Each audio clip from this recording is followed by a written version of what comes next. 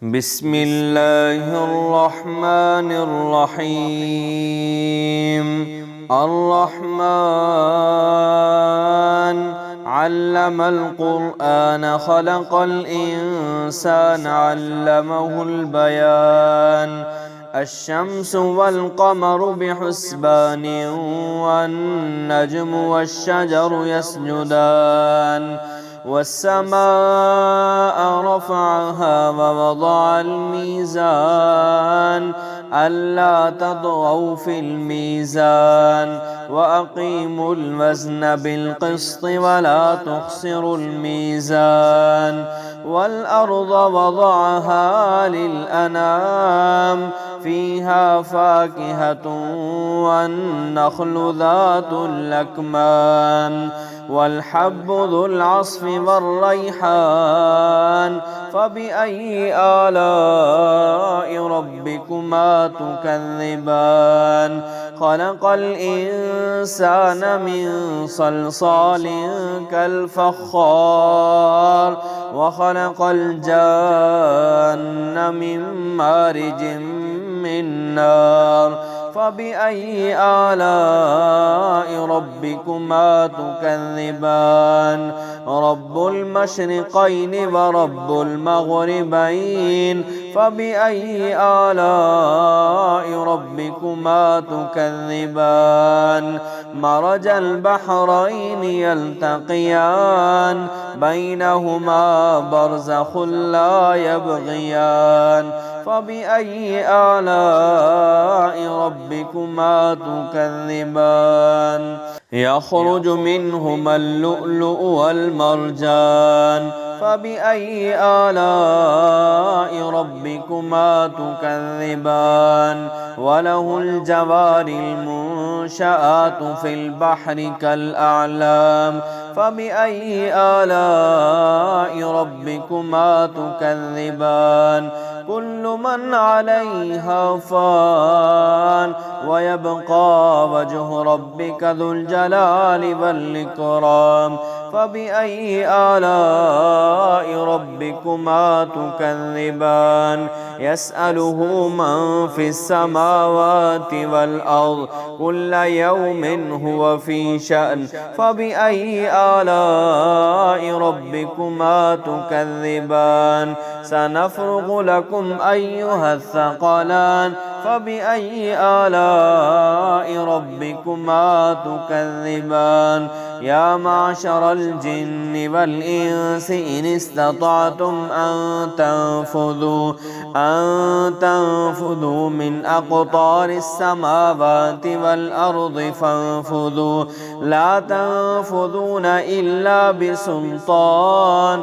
فبأي آلاء ربكما تكذبان؟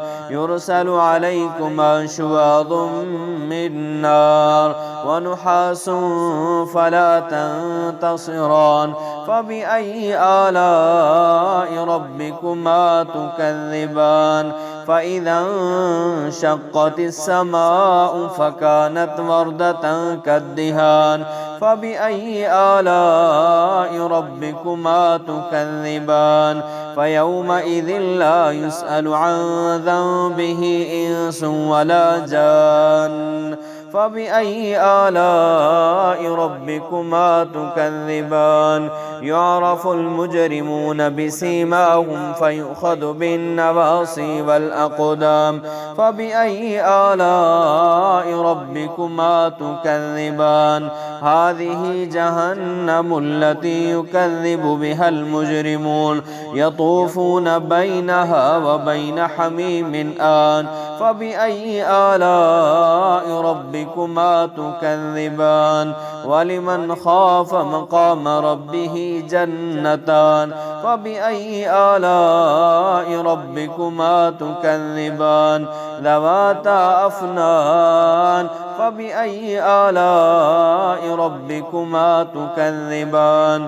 فيهما عينان تجريان. فبأي آلاء ربكما تكذبان؟ فيهما من كل فاكهة زوجان. زوجان فبأي آلاء ربكما تكذبان متكئين على فرش بطائنها من استبرق وجنى الجنتين دان فبأي آلاء ربكما تكذبان فيهن قاصرات الطرف لم يطمثهن إنس قبلهم ولا جان فبأي آلاء ربكما تكذبان كأنهن الياقوت والمرجان فبأي آلاء ربكما تكذبان هل جزاء الإحسان إلا الإحسان فبأي آلاء ربكما تكذبان ومن دونهما جنتان فبأي آلاء ربكما تكذبان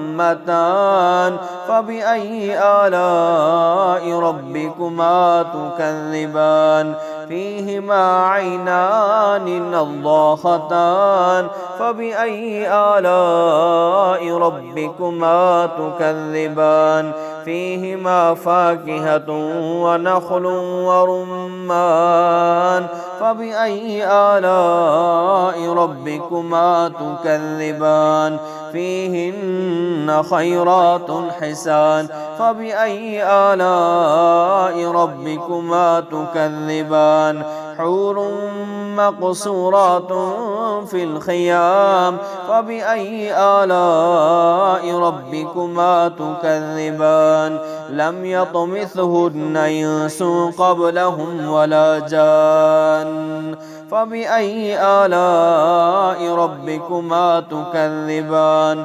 متكئين على رفرف خضر وعبقري حسان فبأي آلاء ربكما تكذبان تبارك اسم ربك ذي الجلال والإكرام.